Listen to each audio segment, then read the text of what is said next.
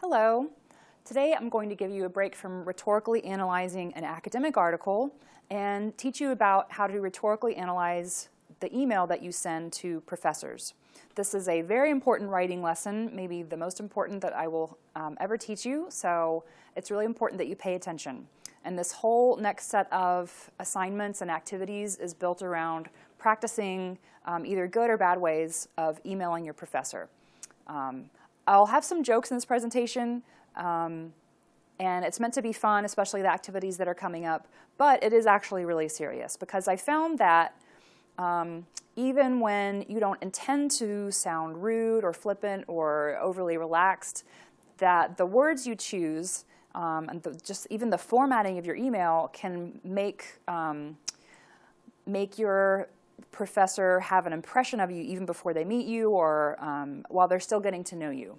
So especially in the early part of the semester, it's important that you be really professional and address your professors as professionals. And so then you use these same lessons when you're emailing professionals outside of school, like someone that you're asking to give you a job or someone that you really want to make a good impression on.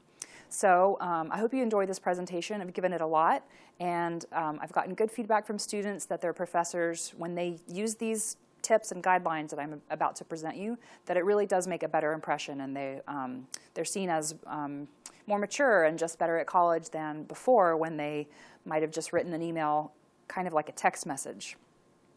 So let's get started. You already know the principles of rhetorical analysis and visual presentation because you know how to present yourself sartorially. Sartorial is a fancy word that means the way you dress. So we know what a good professional attire looks like. For men, it's a suit, jacket, and tie. For women, it might be a suit like I'm wearing today, or nice kind of business clothes. And we know intuitively that there is a way that you can dress that doesn't make a good impression. So sweatpants, flannel pajamas, a hoodie, you wouldn't wear this to a job interview, and you wouldn't wear it if you were really trying to make a good impression on your professor. You probably have the idea that the way that you present yourself in text also makes a difference, but you want to be really careful about knowing when is appropriate to use a certain kind of style and when you need to consciously change the style that you use to communicate. So these are some examples from the internet. I hope you can read them. The one on the left is an example of some bad spelling that kind of creates a bad impression on your reader. So let me see if I can read the small prints. Someone on Facebook said, the advantages of leaving school, and that's SKOOL, is freedom, but the biggest disadvantage is the loss of your friends, and basically they have a whole bunch of misspelled words in there. Biggest is just an abbreviation, disadvantage doesn't have any vowels in it. So someone commented right after they made that post, and they used proper spelling. They were pretty snarky, and they said, no, actually, I think the biggest disadvantage is that you still can't spell. So they're kind of drawing attention to the fact that you don't look like a very smart person on the internet if you misspell words. On the right, we have an example of an email that has mostly okay spelling, some mistakes, but really the problem is that it's informal. So this is an example of something that wouldn't be appropriate to send to a professor. It reads, hello, thanks for reading my email. I was wondering if you have any job openings right now. I clipped my resume to this email. Hope you get it okay. Thank you. Take care, Sam, smiley face. So the words used in this email communicate the idea that this person, it comes across that this person is not very serious or doesn't really know proper etiquette, even though that person may be very serious and may be a good employee for this business, but it doesn't look like it from her email. So there are some misspelled words. There are U's instead of the word YOU, and that's a very casual sort of text messagey way of spelling words. And then the smiley face at the end of the person's name is not really appropriate for emailing professors or people you want to give you a job. Another way that you already know about how your textual presentation, especially online, gives people an impression of you is whether or not you use the caps lock on or off, whether you use capitalization just the way you're supposed to do in standard English with the first word of your sentence capitalized, or whether you capitalize all the words. So this creates an impression of shouting, right? So I have two cartoons here. These are from a website called The Oatmeal, which I love. The one on the left says how you are perceived with the caps lock off. So that's in normal capitalization. This person looks reasonable and says, "Hey Matt, I was wondering if you'd be interested in designing a logo for my website." The same message is repeated in the example on the right, and this is how you're perceived with your caps lock on. So everything is in capital letters. The exact same words, just different capitalization. And it sounds like this when you're reading it on the internet. "Hey Matt, I was wondering if you'd be interested in designing a logo for my website." And it sounds like shouting. There are ways that the illustrator of this cartoon made the visual representation of what this message sounds like. They made it, I think, sound like an angry older person. So I want to just pause for a little minute and do a little mini rhetorical analysis of the visual details of this cartoon like we did earlier in this course. So if you notice the details of the cartoon, and I hope you can see them okay, I will say that this person looks angry. They look like they're shouting. So they have a really wide open mouth. They have veins kind of popping out in their eyeballs. There are exclamation points around the person's head. Also, I can tell that the person is older. They're wearing an AARP t-shirt, which stands for American Association of Retired Persons. The computer is old. More detail than that, it's beige, it's big. It says Packard Bell on the side, and it has some information about the processor, which is a really old, slow kind of processor. Also, the person, you can tell that it's supposed to be an older person. They're wearing glasses, and they have gray hair. So these are the types of details that when you're doing a rhetorical analysis, those are visual details, but you have the textual details that you provide when you're making a claim about the effect or the way that the text is structured, or just the claim that you're making about the way the rhetoric works in the text. You need those details as your evidence. So that's another example of how to do that. I didn't understand why people left their caps lock on for a while, and this is kind of a side note, but then I realized it when I saw this graphic on the internet. So this is, again, an example from Facebook. The post is by an older person, I think a grandmother, and this person posts, "I just love meeting so-and-so. She is a hoot. You did good. Love you both, Gram." But it's in caps lock, so it sounds like she's shouting. The new girlfriend says, "Oh, thank you." And then the grandson says, "Thanks, Grandma. I think your caps lock may be on, but if you're really that excited, that's okay too." Kind of humoring her and pointing out, like, that's not how a lot of people write. But the grandma replies and says, "They are on. That's so I can see what I am typing, LOL." So that gave me a better understanding of why people do use their caps lock if their eyesight is poor. Okay, but let's come back from that and get into the actual elements of a professional email. So this is meant to demystify how to send email to professors and other important people. You have to have these elements in a professional email. I will say, as you get to know someone better, you can be a little bit more casual, and if they are communicating in a really casual way with you, you can mirror that so that you can change the more you get to know them. But for starting out, you want to come across very formally and professionally so that you make a good impression, especially at first. So you need to have these elements. You will have, who it's coming from. You need to have a subject line, an opening and a title of the addressee. In your body, you will have some kind of paragraph style. You will choose some kind of diction, and it'll be a certain length. If you have an attachment, then I give you some language for referring to that, and then you need to have a closing. So let's start with the from and the subject line. I just want to call your attention to what your email address is when you're emailing someone that you want to impress. Here at UT Tyler, it should be your Patriots account. That looks great. It shouldn't be something that's more from your personal life. Like I have some examples here, but they're crossed out to mean don't do this. So one is belieber96@gmail.com. Another one is partygirl@hotmail.com. Another one is an email address that's not your name, because that can be really confusing. So just don't let your personal habits give too much information away about you just from your email address. Be mindful about that. You need to have a subject line. It needs to be brief because sometimes we read messages on our phone and it's not our computer, so we don't have visual space for a long subject line. It needs to be specific, not vague. And it needs to be a different subject if it becomes a new email thread.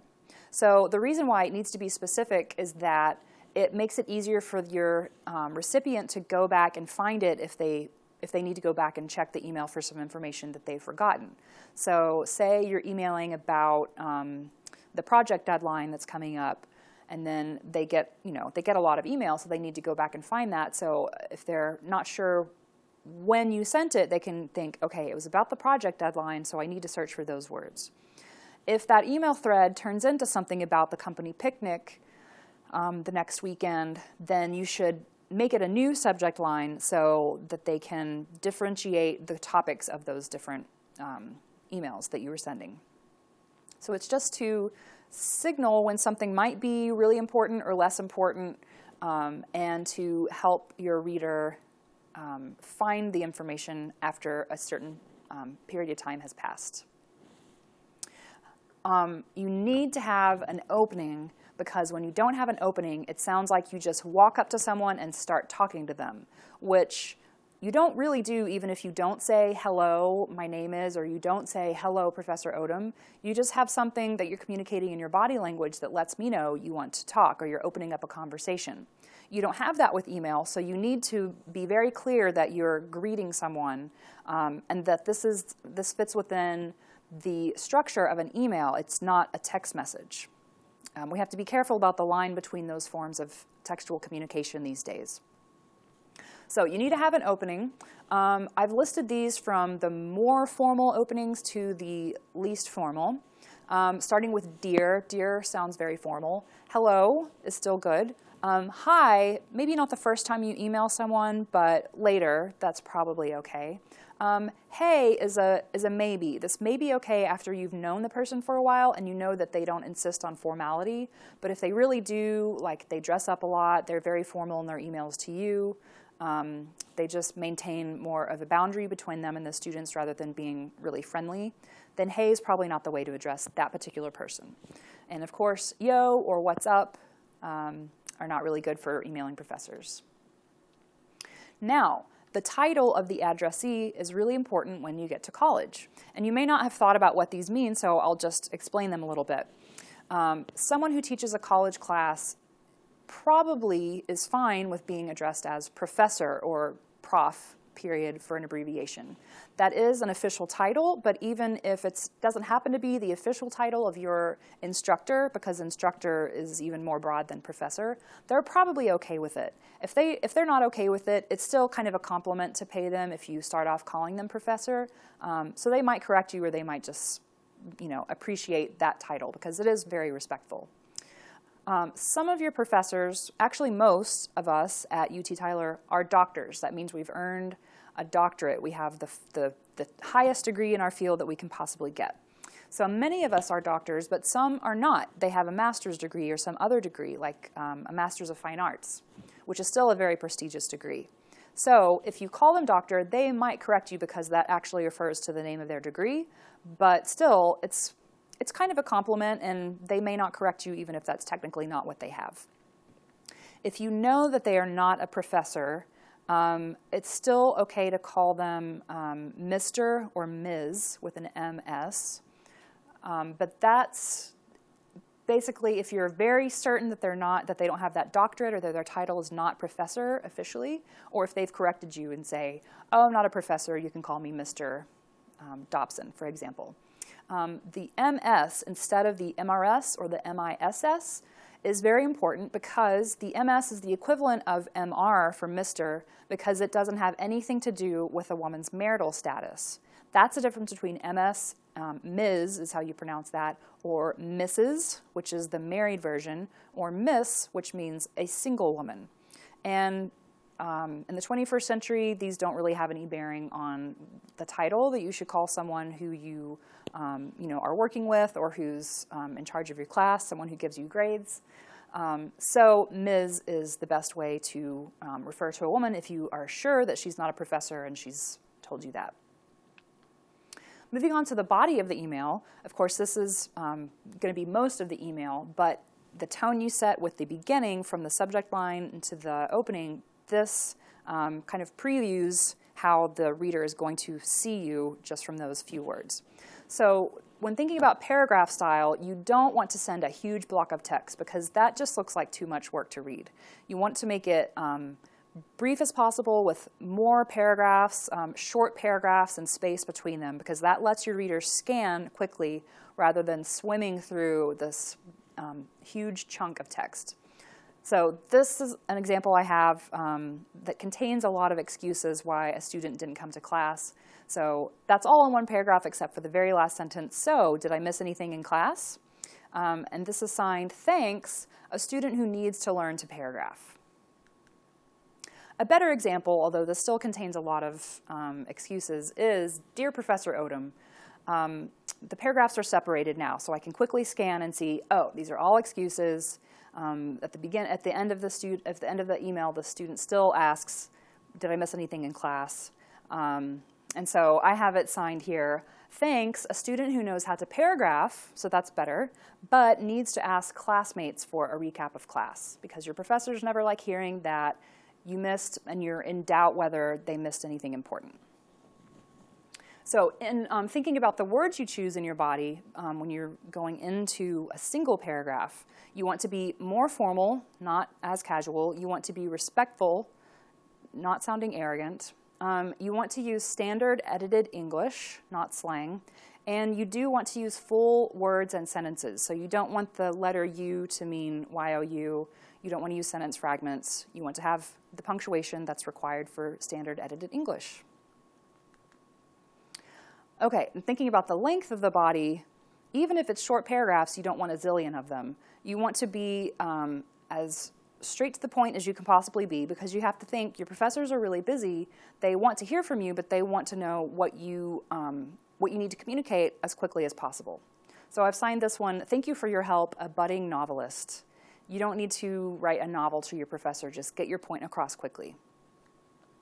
Now, if you're sending an attachment, first of all, remember to send it, which you may have already experienced it in this term. Sometimes I send emails and I forget to attach it. But you should say something in the email that you meant to attach it, because then if it's not there, your reader knows they meant to send something, but I don't have it, so I need to email them back and ask for it. So these are some phrases that you can use when you've attached something or when you're planning to attach it. Please find my paper attached. My paper is attached to this email. I've attached my paper. Please let me know if you have trouble opening it. These are just polite ways to let them know that you meant to attach something. An impolite way of doing it, and this is something a student actually said to me, is here. And that's in all lowercase. She sent it to me when she was turning in a late paper, and that's all the email said. And I was so horrified. That's probably the worst email I've ever gotten. And I remember it. And I remember that student. And I know that she didn't like me. And I don't remember her very fondly either. OK, so the mirror of the opening is your closing. And you do need to have one, although this is slightly less important than having an opening. So again, from more formal to less formal, you would have sincerely. And I don't really see that one anymore, but I know that a student is really trying to be formal if they use that one. Best is one that I see all the time. This is what professors will often write to each other when they are writing emails. Thank you is always good. Thanks is slightly less formal, but probably still okay. Just having your name is also okay, but it just looks just like a touch more polite if you have some kind of closing in there. It may be acceptable to not sign your name, although if there's any confusion, especially if you write from an email that has a different name, like if you go by your middle name or something, then it's much more clear to have your name there. Of course, sign-offs like XOXO or THX for thanks or bye are not appropriate. So this is a good example of a student email to a professor. So they have emailed me, I'm the professor. They've emailed me from their Patriots account. The subject is very specific and it's brief. It says office hours appointment. And you'll notice there's lots of space between the opening and then the short body paragraph and then the closing. So it says, hello, Dr. Odom. And this sounds very respectful. I want to come by your office to discuss my upcoming paper, but I have class during your regular office hours. Could we schedule an appointment? I'm free on Thursday after 3:30 and Friday from 9 to noon. Thank you, signed, a student who knows how to email their professor. I will say about this, the content of this body also, it's very considerate of your professor's time if you say, I would like to meet, here are some times when I'm free, so the professor doesn't have to write you and say, okay, let's meet. When can you meet? So it just saves a little step of trying to coordinate that meeting. Also, since we're not in a face-to-face class, this may not be relevant, but when you are, you do want to try to make the office hours if you can, but your professor should always be available by appointment. So that's fine if you need to work out a different time outside of office hours to meet. So those are all the pointers that I like to share with students about writing a professional email. We have some activities in the rest of this module where you can try out your own professional email or make a funny version that you know is not professional, but it just lets you get some things off your chest. So think about rhetorical analysis and think about rhetoric when you are emailing your professor. And think of them as your audience. Think of how you structure your email, the kind of language that you use, because it's all really important. It's not the case that any kind of communication that you send out there is equal. Some forms of communication just cast you in a better light than others. So you don't want to sound like you're writing your mother or your best friend, or you're sending a text message when you email your professor. There are certain expectations they have about how they will prefer to be addressed, and how someone who respects their time and their expertise will write to them. So I hope that lesson was helpful, and I will see you in the next lecture.